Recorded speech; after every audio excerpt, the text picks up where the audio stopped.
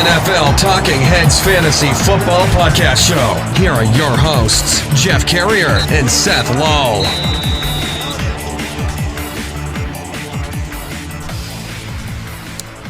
Hey everyone, welcome to a live and video breakdown of a new series that Seth and I are starting this season, breaking down the top players heading into a Dynasty fantasy football drafts. This video is going to be based on doing just Jonathan Taylor, and we're going to go ahead and bring Seth in. Seth, why don't you go ahead and share your screen here? I can only see myself on your end. And we'll go ahead and bring Seth in. We're going to be breaking down two games from Jonathan Taylor's last season. We're going to pick one game against Ohio State. It's a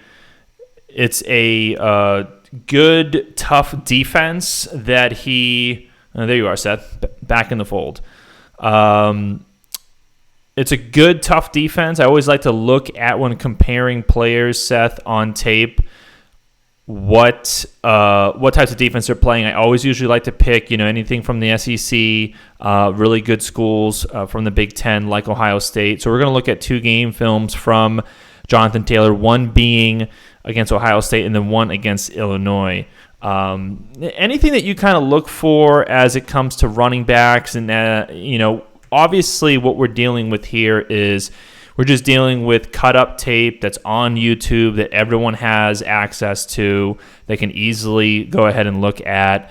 But is there anything kind of specific that when you're thinking about a running back, whether it be a lower projected running back or a higher one like Jonathan Taylor, who could be going at the back end of the first or guaranteed second round, just kind of give us a quick synopsis on your kind of analysis and review process as you kind of look at these videos, Seth.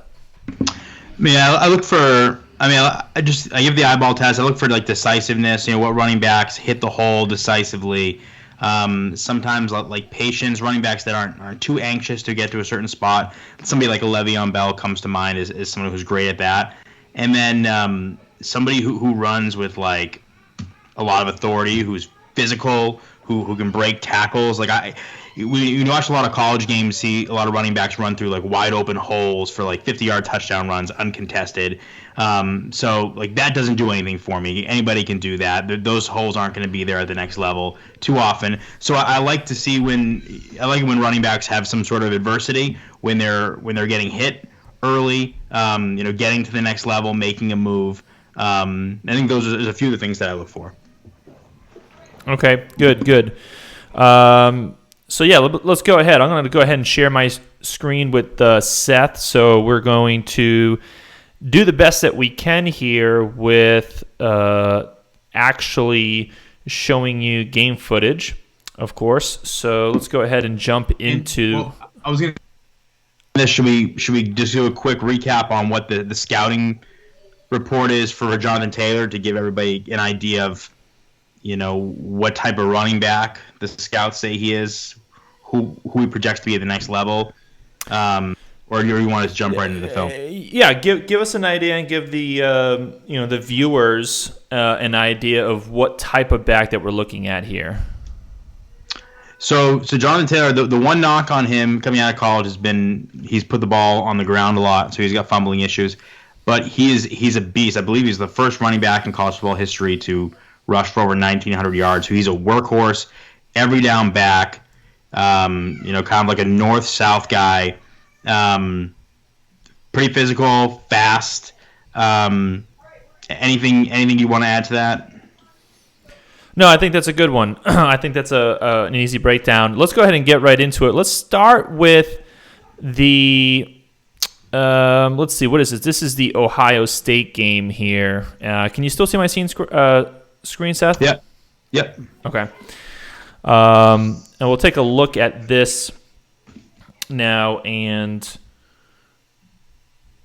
we're just going to kind of play it play by play and do a couple pauses and kind of break down what we're seeing, some things that we think that relate to the NFL. Like you said it with the big gaping holes. When you see like a plus play like that with just a wide open hole, there's not really like anything that you could say, oh, okay, that's going to really translate to the NFL, because those types of holes are just not there. So let me go ahead and play this. Gophers last week, 1st and 10 at the 44. Jonathan Taylor running right, 1st and 10 at the 44. Pryor in motion. They hand it off. Taylor, how about... Now, let's talk about that right there, Seth. Did you see that? I mean, let's just reel this back in a little bit. Yeah, I think there's a little bit of a delay, so it kind of stopped and stuttered a little bit. Sure. No doubt about that as we're trying to play. I'm going to go in a little bit slower motion here, half speed. Just that cut he had in between the hole. It's kind of hard here. Let's go ahead and rewatch this up. I think it's the second play. 1st and 10 at the 44. Jonathan Taylor running right. All right, so he's falling forward there, right? Yep. And I know the audio's not great. Let me go ahead and mute that audio. But that right there, dicing through people. This is an Ohio State team, right? So this is not any kind of slouch of a defense. What else are you seeing on that play? Just good in traffic, good making decisions in traffic. Getting to the second level, then making a move, getting upfield. And again, Ohio State, they got a lot of they have the number 2 overall pick, most likely going to Washington. And they got a good defense. So, and the play before, falling forward, little things like that. For an every down, through 3 down running back, you need somebody that's going to be able to take contact, play through contact, fall forward. You see a lot of times when running backs will get hit and they'll fall right backwards. So far, he kind of lives up to the bill as the every down workhorse back. And that's part of the intrigue with Jonathan Taylor for fantasy. Whatever team he goes to, is he's gonna be the guy. And he could go as early as probably end of the first, early second round. So, okay, we got more to see from it. Yep, let's go ahead and get back into that. Just editing this video here. Great. So, go ahead and move this out of the way. Yeah, and while you're doing that, I think what I care about, instead of straight line speed, I like creativity, in the sense of we saw a little bit of creativity there where he can improvise a little bit. You get through the first level, and then you're in the second level, and you're making a cut, you're making people miss. Just like that one right there. I mean, without losing a step, right? So he's literally he kept his head upfield the whole time and just kept marching forward. And right here is going to make this person miss. And, of course, it's kind of poor tackling, but, still without losing stride. That's early in the first quarter of the Ohio State game. So that's obviously impressive considering the team he's playing against. I mean, just another, nifty, kind of balanced. Very decisive. I mean, it doesn't look like there's much there, right? It's not like there's much there, it seems like, for the most part. But he doesn't seem like there's a lot of wasted motion either, which is important too. How many times you see a running back get the ball and just dance around for a little bit and then they get tackled? And he gets the ball, he hits the hole, he lowers his pads and falls forward. And you need those 5-yard plays as well, just as you need the big touchdown runs that we saw in the previous play. Yep. And right here, I mean, this is where he is. It doesn't seem like there's much, but he's able to just kind of, just squeak in with enough speed and power to not only get to the line of scrimmage, which, by the way, I don't know, 3 of his linemen are behind the line of scrimmage right now. 2 of them are slightly in front, and he goes ahead and ends up turning this into a very solid game. Yeah, really good vision on that play, on plays like that.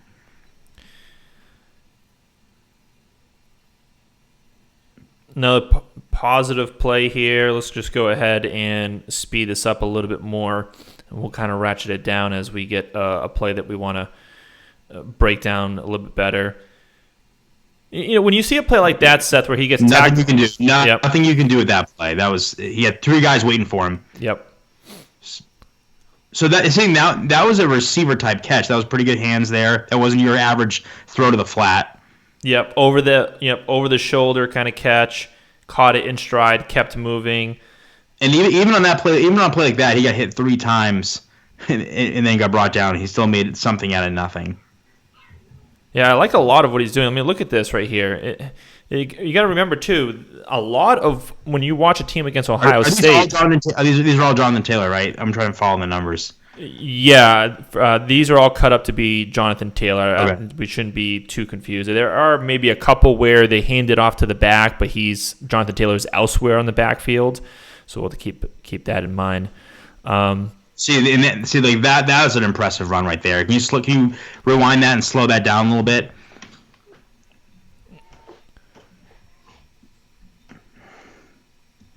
Yeah, let's go ahead and break that down.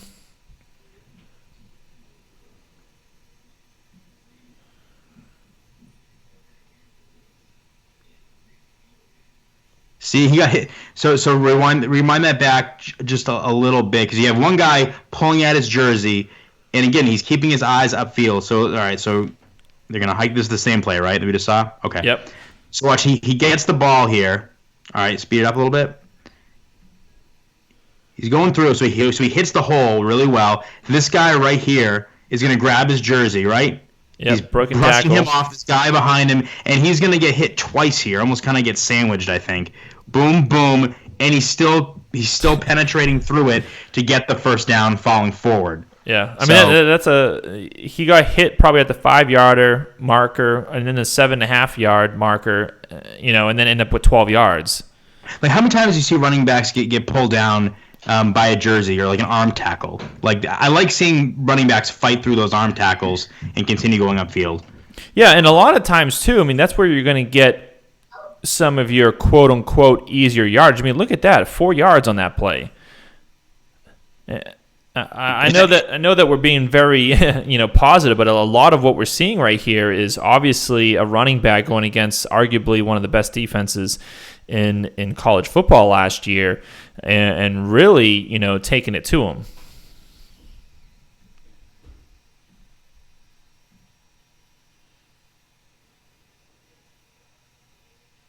Breaking tackles, missing tackles, making people miss.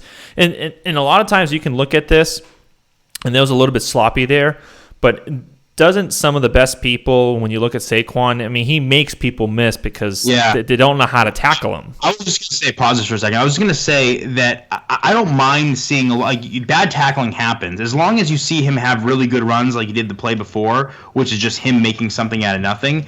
Like, you being able to break these bad tackles, like, there's one thing for a bad tackle to happen, but you still have to be able to break it, and you got to take what's given to you. So I don't mind that at all. Like, see, he could, like, another running back could have easily been tripped up by one of these, right, and been thrown off, off balance.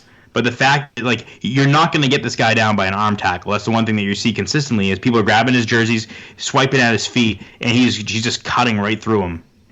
Yeah, he's very, very north-south. I mean, he's not wasting time. So even in these scenarios where he's kind of getting arm wrapped around the 2-yard marker, he's still just going north and south and ending up with an extra 3 yards, which, maybe he's not going to be able to end up with all this extra yardage in the NFL. But the point is that he's not running so horizontal that I'm going to be worried that his, 0-2-yard gains running horizontal is going to turn into -2 in the NFL. Then he can't get on the field. Yep, and this is why I think like the right situation for Jonathan Taylor is important, because he's going to be good because there's no wasted motion. He's north-south. He is consistent. I don't think he needs to be in a situation where he has to get a lot of catches. Let's take a look at that last play, because I think that might have been a pass pro type of play here. Assuming that he is this number, yeah. That was not a good block. He didn't really need to block. He was helping out on Chase Young, who's, only the best defender in the entire NFL. So you wouldn't, even in the NFL, you would never have your running back go against someone of his talent. So we'll try and find a better pass play here. Pass blocking. And that's another one of those plays right there where nobody's escaping that. There's he got the ball. There's 3 guys waiting for him. Right. And one of the things you don't want him to do is compound the issue by running backwards. Now, yep. I don't see where he's lined up on this one.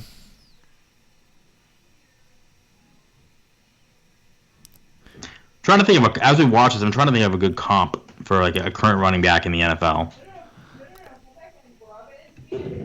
The thing is, and I don't know if you could pull up what his 40 time was. Luckily, most of these people were able to do their actual go to the scouting combine and do that, because now the pro days never really got to happen for these people, which is going to be a very unique thing with the draft set this year. I mean, the fact that they weren't able to do a lot of player team visits, right?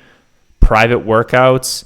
A lot of these teams have trouble drafting in the first place. A lot of these coaches don't see anyone until this offseason. And really the only thing they had to look at was a Senior Bowl and the scouting combine, and the rest of the draft review process is just done on tape of what we're looking at here, and obviously much better quality with the All-22 and so forth. But let me know if you could pull up his 40 time for us. I mean, this is who comes to mind as I'm watching this current running back. Well, tell me if you can think of one, and I got one in mind. I want to see if we have the same one. And I don't know if this is a good or a bad in terms of like, well, he's really good, right? Because that's kind of the thing. But in terms of being balanced and not being overly quick, but I think that he's like a little bit faster than he looks like, is Todd Gurley. Interesting. I was going to say Le'Veon Bell. I see a lot of Le'Veon Bell in him. Maybe a slightly faster Le'Veon Bell. Obviously not as good of a receiver as Le'Veon Bell, but very good in the sense that he is very patient. And I sound like a broken record, but no wasted motion. Like, he gets the ball and he goes. He has a plan. He knows exactly what he's going to do. Very elusive, very hard to take down, but also not. When you watch him, you don't think like he's extremely fast. He's just as fast as he needs to be. Like, Le'Veon Bell is not a fast running back. No, well, Le'Veon Bell is not fast at all, which is why I'd have probably a little bit more trouble time going there. I think he's. And let's go ahead and get to this other game, Illinois, real quick. His 40 time. He ran a 4.39. Yeah, that's really good. Like, that's really nice. That's really good. Yeah, so maybe like obviously a quicker version of Le'Veon Bell, but I do see a lot of Le'Veon Bell just in terms of. Now we're going to watch Illinois here. So there's two differences. I think that let's see if we could see kind of a glaring talent difference, right? Because Illinois' defense is not as great. They lost a game against Ohio State, even though they had a lead at the beginning, and they were running, by the way, including that gigantic run by Jonathan Taylor. Let's just see if we see a difference here. Usually I like to focus on the big defensive schools, Alabama's, Clemson's, Michigan State, Ohio State. Let's go back to that move. That move I did not like. I did not like that move. And what were you going to say? I didn't mind it. You're talking about the spin move in the backfield? Yeah, like let me see this again here. I already saw it. Let me go back. On first glance here, let's take another look. It seemed to be too much. And I think I went back. Yeah, I went back an extra play. That was good. Like, so rewind that for a second, because that's the patience that I talk about when I look for patience in running backs. You see a lot of Le'Veon Bell. It's not being too quick to get to a spot, being able to wait. So watch him pause there, or he like a pause, a little hop step. Yep. Setting up the defender.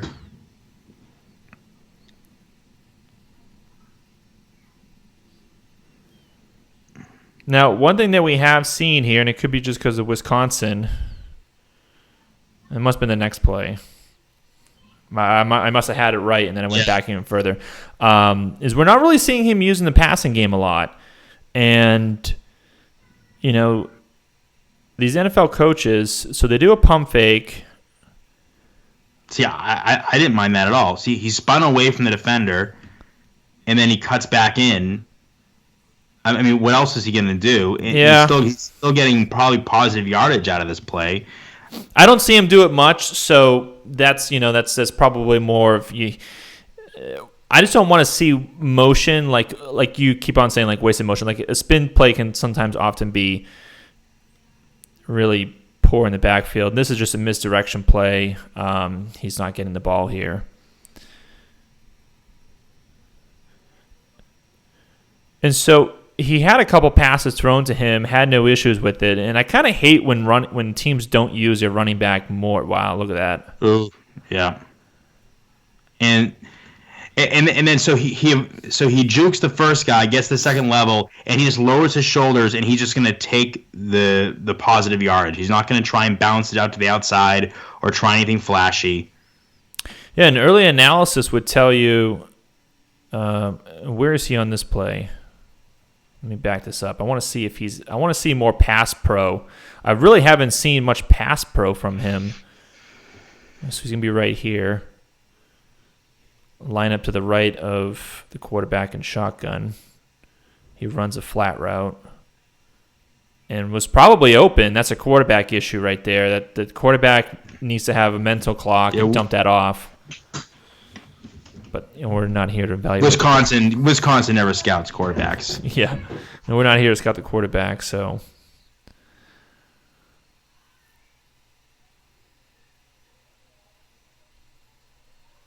this looks. Yeah, see, I like that too because he doesn't put on the turbo right away. He coasts. You see Le'Veon Bell do this a lot. He'll just kind of coast and then he'll hit the hole. Like he doesn't go at full speed right away. He uses his speeds. He mixes them up a little bit.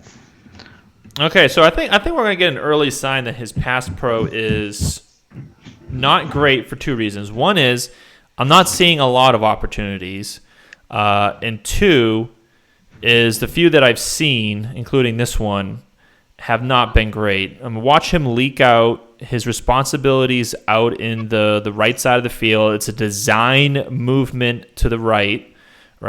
So they block up the line to the left. His responsibility is this guy.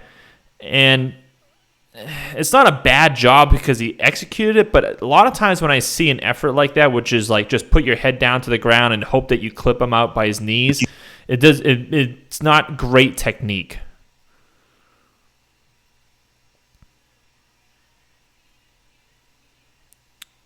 I'll tell you what, though, Illinois has done a little bit better job of wrangling him in than Ohio State, but it's still in this instance. Let's look at that run again too, because that's.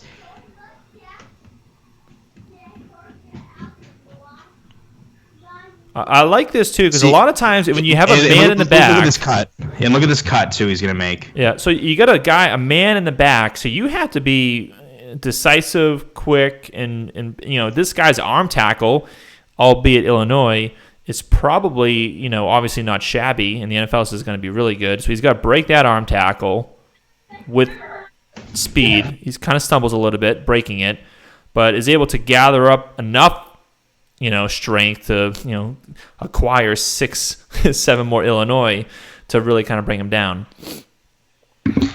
Yeah, he looks to me like a one-cut running back. That's how you'd probably describe Jonathan Taylor. Yep. I think you're right about that. I think he tried to make a move there and just didn't work. Illinois has done a better job of wrapping him up this game than Ohio State has. There's no doubt about that. Now, Wisconsin's going to be most likely ahead in this game. They're up 7-0, so we'll see how maybe the usage is a little different. Again, I don't think we've seen a pass to Jonathan Taylor, which I think when you have someone like him, if they're balanced and good enough at running, you got to keep defenses honest, and that's more of a Oh, nice. I mean, is that not the primo play? We need to read back and look at that one right there. Yeah.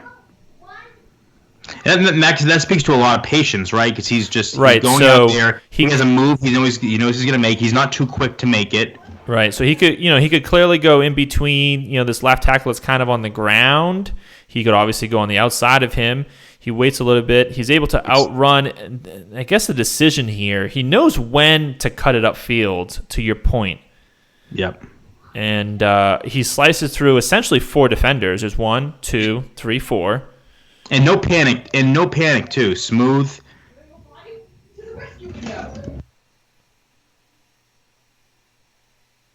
Yep. And he's got the speed that once he does cut it upfield, he has the speed to take it to the house and pick up big plays. That's a nice part. I mean, running that 4-3, I mean, that's got to be really attractive to teams. Knowing that he's got this kind of strength and body size to go along with it. I'm looking for a little more pass pro tape, pass catching tape. There's not a lot of it due to Wisconsin. Yeah, that play right there, that's not his fault either.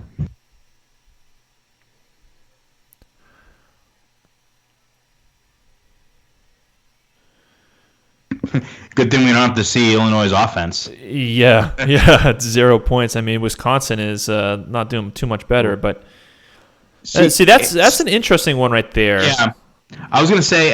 So let's look at that again. At first, you'd be like, okay, he's bouncing the outside, but he sees that blocker.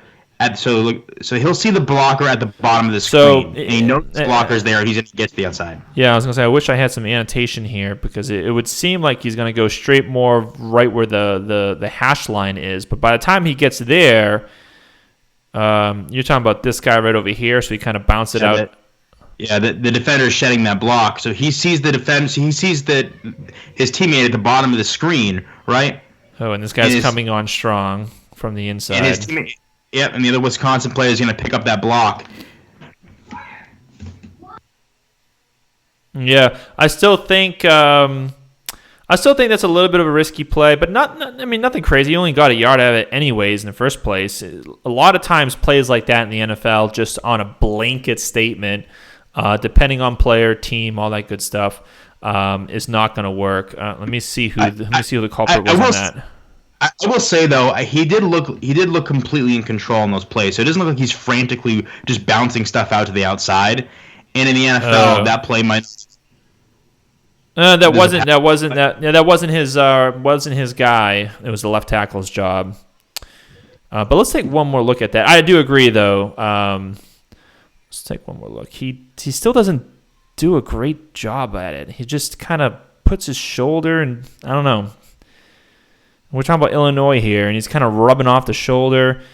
It wasn't his guy, wasn't his responsibility on that specific one, but I'm still not liking what I see in pass pro. Which, Seth, you know as well as I do how much of a stickler these teams could be for pass pro. I mean, that's why it took Miles Sanders so long to get on the field. Yep. Yeah, so the other comp I had in mind was Carry-On Johnson, but Carry-On ran a 4.54.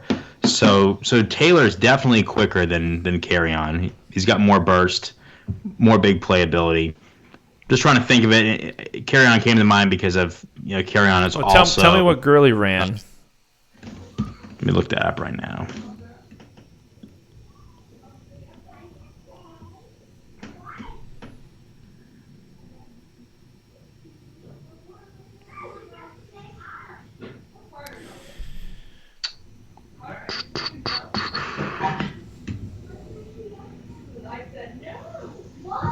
.40. So this guy.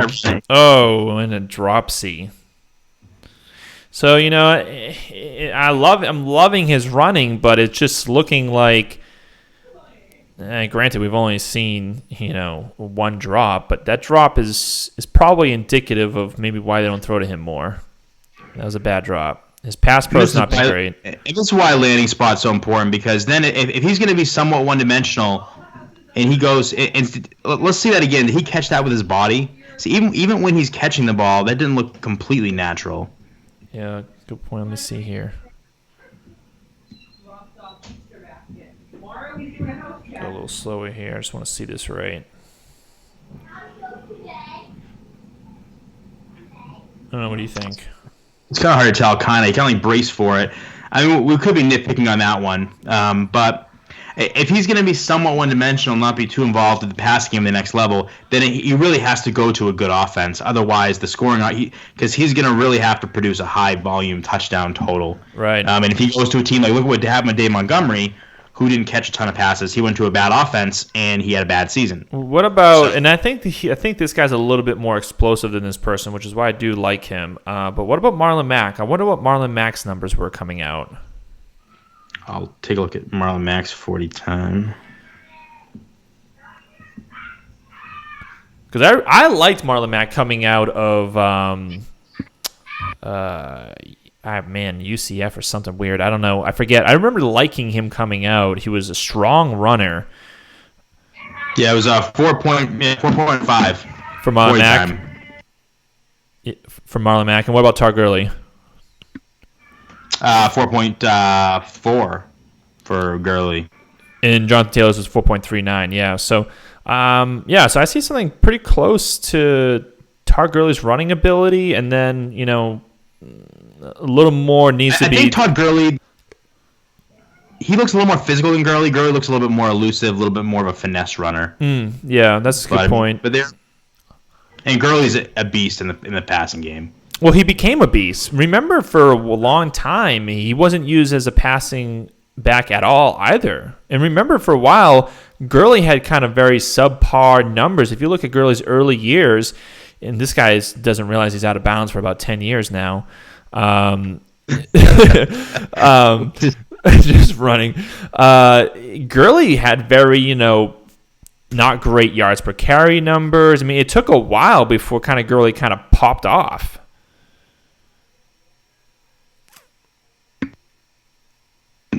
Yeah, and even like Ezekiel Elliott, his first year or two in the league, didn't do a whole lot. And then he came, I think it was his third year, he had like 70-plus catches. For catching, yep. And so to your point with who's there, Josh Jacobs was a quote-unquote really good catcher, but they had Jalen Richard, who's by far easily better. And this happens all the time. When they brought in Carry-On, he was definitely a good catcher, but they had Theo Riddick. And there's all these specialists across the NFL. Tariq Cohen in Chicago with Dave Montgomery. You have Tariq Cohen. Yep. And so, and a lot of these teams have these types of specialists. So that's gonna be a. Let's see that one there. Not even. I mean, it's not a. It's a hard ball to catch, but he's not catching it, right? Like, he's not the one. He's not even kind of coming close to catching that. Let's see this play again here. If this is the same one, yeah. It's gonna be an underneath throw here. It's gonna be low. See what he does here. I mean, he probably should run up to the ball, right? You run through it. I mean, it's not like it's a first down play. It's second down and 9. He kind of backpedals, body catches. He should have ran to the football. And it's almost like he braced for contact, which kind of shows me that he's not super comfortable as a pass catcher. Yep. At this point, he doesn't look natural as a pass catcher. He's worried about the contact before the football gets there. Yep.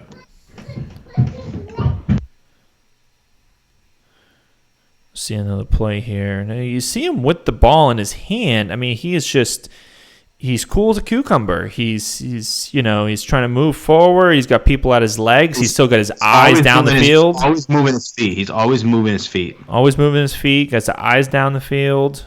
Which I guess you would always move your feet when you're running, but you get the idea. Look at this. He's just, if you think you got him, you got to take him down. Otherwise, he's rolling. I love his running. And that's bad tackling, but also, back to what I was saying earlier, it's like playing a soft schedule, but you still got to beat the people that you play. So, yes, it's bad tackling, but he's taking advantage of it, and other running backs might not be able to. So a lot of that was a messy one there.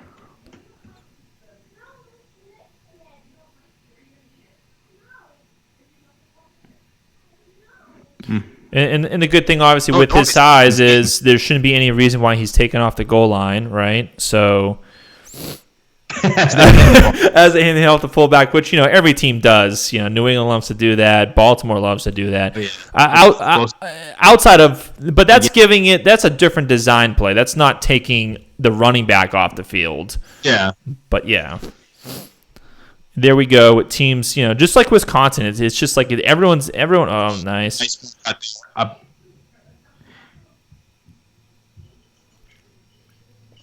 Oh, and there's that fumble. Yeah. The fumbling doesn't bother me at all. No. I don't know. It's one of those things where it just doesn't. You can fix that. Well, you can fix that. I have way more currently right now. I mean, fumbling from what I've seen, I just saw one right now in 2 games. So, which obviously wouldn't be sustainable if he did that every other game in the NFL. But like you said, there's probably better coaching. There's let's go ahead and get back to us here real quick, Seth. And yeah, so they could fix that in the NFL with better coaching, more practice, etc. The issues that I'm going to have currently right now is the pass pro looks very weak. I mean, worse than his catching. Because with catching, you can kind of you're not maybe catching right now is you're not going to line him out as the wide receiver like Le'Veon Bell, or we saw with that play where he was, kind of backpedaling trying to catch the ball. You're probably not going to do that, but you probably still feel comfortable doing screens and running some flat routes with him, which is fine. And then, maybe depending on the team, they kind of work on that. Pass pro is a big question mark for me. I want to say if I were to grade all of these, and I want to hear yours too, let's go ahead and grade running, pass protection, and catching. Those would be the 3 main areas for running back, correct? I'm not missing anything here. Yeah. Yep. I'm gonna say running an A-, and I'm going to say catching probably a C+, and then pass pro, I'm bouncing between. I haven't heard anything kind of super negative on his pass pro, so I'm going to give him a slight bump. Instead of a D+, I'm going to do a C- on pass pro. No, I'm just going to do a C on pass pro and catching. We just haven't seen enough of it. Yep, fair enough. I mean, I don't feel like it's really fair to really beat him up too big on that. Running, I think, is definitely an A. I think A- is probably fair, just because I think if there's one thing that's missing from him in terms of making him a like an elite prospect is the more of that. I don't want to say like the home run ability, but like just the explosiveness. He's explosive, but it's a very I don't know how to describe it. It's very we keep saying no wasted motion. It's a very efficient explosiveness. Whereas he's not like a Saquon that you can hand the ball to and he's going to take the ball 80 yards for a touchdown. He's not in a one-man offense in the way that Christian McCaffrey is or Saquon is, and there are only a few players like that. Right. That's the only thing missing. He's much closer to a Todd Gurley, like you were saying. Overall, and we're splitting hairs at this point when it comes to that because, I mean, yeah, he doesn't need to be that. We'll do the other 2 or 3 big running backs, and then we'll go ahead and give our ranking for rookies as we get through these draft series. But any last words on Jonathan Taylor from Wisconsin? I thought he was pretty impressive. I mean, 2 of the things that I like from him is, one, he doesn't get taken down very easily, which you can't say that about every running back. I like that a lot. He seems like he's got really good vision. He's a one-cut running back that knows when to cut, and when he does cut and get upfield, he's explosive. He can turn upfield and rack up a bunch of yardage in a short amount of time. So and the one thing I really like too that I saw on top of what you said is because what I hate when I see running backs on these tapes is when they go too horizontal. They're just always going lateral. I didn't see that almost at all. Almost never. Even when he did it and he succeeded, I was like, I made a couple comments and it was fine. But as long as it's not a crutch or a tendency that they have, then I'm okay with it. So I didn't see that at all. So I like that a lot. Give me one or two landing spots that you think that he would make good sense for. So in the first, well, I won't factor in draft pick. Just any team, right? Just because if he goes in the second round, that opens it up to basically everybody. Yeah. From a fantasy perspective, I think Kansas City is a team because Kansas City, one of their weak spots last year was their running game. Now, I don't necessarily think he needs to be a huge pass catcher to be a monster in the Chiefs system. There's going to be a lot of scoring opportunities. You saw what Damian Williams did at times. So I think the Chiefs is a really good landing spot. I think depending on what happens with Miami, and something that we talked about, if they get Tua, they have Devontae Parker there already. There's no running back on their roster. It's basically, if they draft Jonathan Taylor, he's going to probably get 25 carries a game. So I think Miami's interesting just because he's going to get the volume, and they seem to be an up-and-coming team. It seems weird to say that about Miami because of how bad they were in really short memory, but I think Miami would be an okay one. Beyond that, I think Tampa Bay is another one just because they have Tom Brady. They have Ronald Jones, who's been kind of average. I think if he went to Tampa, that would be really ideal. A couple of mock tracks I've seen is them taking a left tackle in the first round to bolster that offensive line. So I think Tampa and KC would be my two. If I was somebody that drafted Jonathan Taylor before the NFL draft, KC and Tampa would be my two spots for him. Interesting. I'm going to have to kind of disagree on the KC Tampa. Starting with KC, I don't think he can slide in and be better than Damian Williams day one. I think this is kind of one of the interesting conversations with everyone predicting Swift or a big running back going to KC. I'm like, everyone needs to understand that Damian Williams plays really, really good when, one, Andy Reid gives him the ball and allows him to, and two, obviously he's not hurt. So, but their team is so loaded all over the place, it's like, well, why not take one of these picks for a running back? So in that sense, it does make some sense. But I think KC's ready to win right now. And I think with KC's team is they need someone who's better at the intangibles and not the running. And Damian Williams is better at the intangibles and not the running. The pass pro, the not fumbling, the catching the ball really well. Because their team is so loaded as it is, they don't really need the runner. And so that's why I think that would not make as much sense, because the type of running that Jonathan Taylor is, I feel like he needs a team that needs more of a runner, like where Indy was with Marlon Mack last year, for example, to help out a young quarterback. So I think Miami makes a ton of sense. He's the type of person that you're going to go in there, you're going to try and win games, probably a little bit lower scoring, try and keep the ball on the ground. That type of team is the type of team I think Jonathan Taylor makes a lot of sense for. So Miami, I think, makes a lot of sense. The reason I also disagree on Tampa Bay is for similar reasons in terms of where Tampa Bay is. The two things that Tom Brady wants is pass protection and another James White. So Jonathan Taylor's not going to fix any of that.